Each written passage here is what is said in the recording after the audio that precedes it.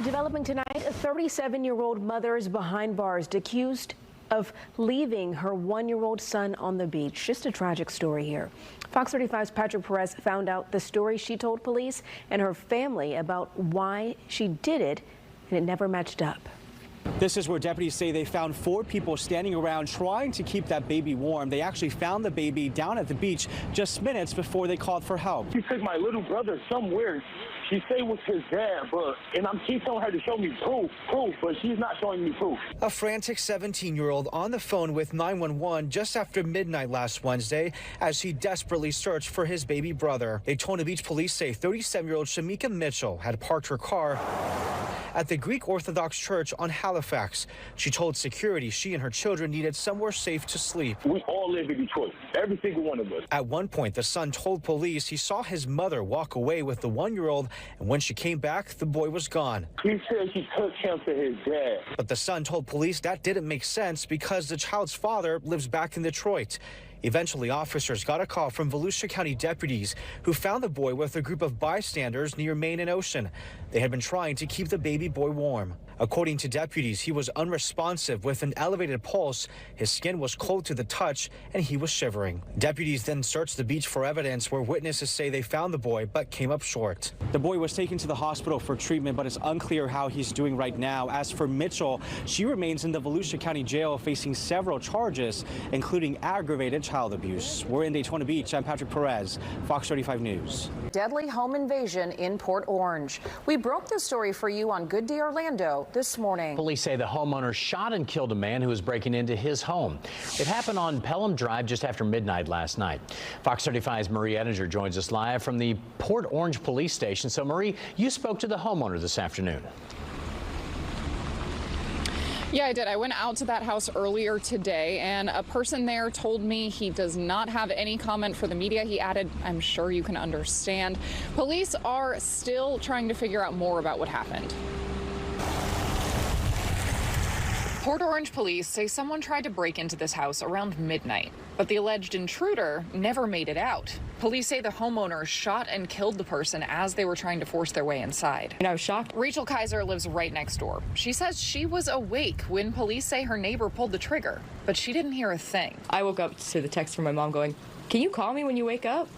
And that's how I found out that it even happened. I had no idea. This is Port Orange. You don't expect this. People living in the area told me it isn't just the neighborhood that's normally quiet. It's the entire city. Really, the worst thing that has happened here was Amazon packages get missing like around Christmas time. But, you know, that's nothing. Port Orange police say they're still investigating. They haven't said who the intruder was or whether he has any connection to the neighborhood.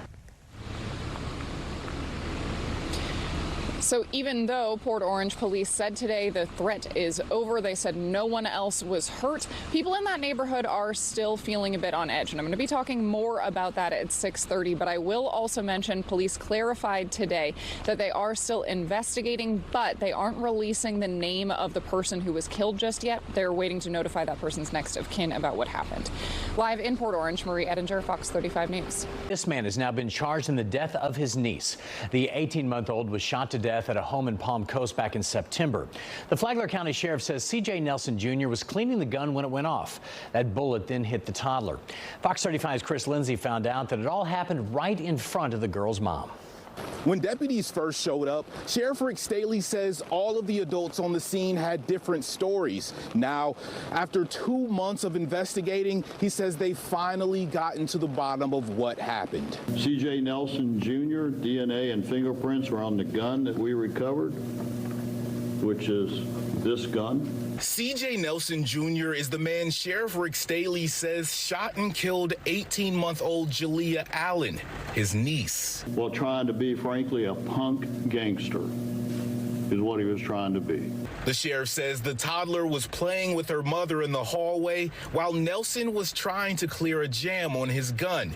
It went off and a bullet went through the wall, hitting Jalea in the head. Sadly, Jalea died at the hospital. The sheriff says Nelson was high on THC when it happened. He was still on probation at the time of the deadly shooting. It was not supposed to be in possession of firearms or drugs. This all happened back in September. The sheriff says it took so long to make an arrest because deputies say the people in the house tried to get rid of evidence, and their stories of what happened were not the same. They were more interested in, frankly, saving their than saving the life of a small, innocent child or holding a killer accountable for his actions. Deputies are working to charge those other adults. As for Nelson, he's been charged with manslaughter with a firearm. Nelson has been in jail since the shooting, held on no bond for probation violation. The sheriff says he won't have a bond for this charge either. In Flagler County, Chris Lindsay, Fox 35 News. At 5, a cruise line bans a woman for life after an incident at the port in Miami. Yeah, she tried to take CBD gummies on board and learned a tough lesson about cruising rules. Fox 35's Chris Lindsay spoke with her today, and he's joining us live right now. So, Chris, she has a warning for anyone sailing the high seas. That's right. When you're packing for a trip, it's usually easy to remember not to pack anything illegal. In this case, this woman thought she had done just that. She still ended up in some trouble.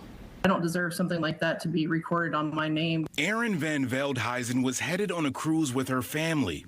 When terminal workers looked inside her bag, they found CBD gummies. She says they had no THC at all, and she brought them to help her sleep. I'm thinking at this point she's just going to destroy it or something. I'm just going to watch her destroy it. I haven't really thought anything of it too much. Instead, then a captain finally came down, and the man said, based on the weight of your gummies, you won't be able to board. They also banned her from taking any Carnival cruises moving forward. Cruise expert Stuart Sharon says the incident highlights why it's important to always check the cruise line's website before you pack. The point is they do have certain items that are not allowed on board the ships, and people need to adhere to those rules in order to keep themselves and everybody else as safe. And look, the idea is you're going on vacation, have fun. He says just because a substance is legal at point A, that doesn't mean you can legally bring it to point B. Erin's lawyer doesn't think the gummies were prohibited. The conditions of carriage specifically say that marijuana derivatives, or controlled substances are illegal and or are not allowed on the ship. What she had was none of those things. I reached out to Carnival for comment, and they haven't responded just yet. And live in the studio, Chris Lindsay, Fox 35 News.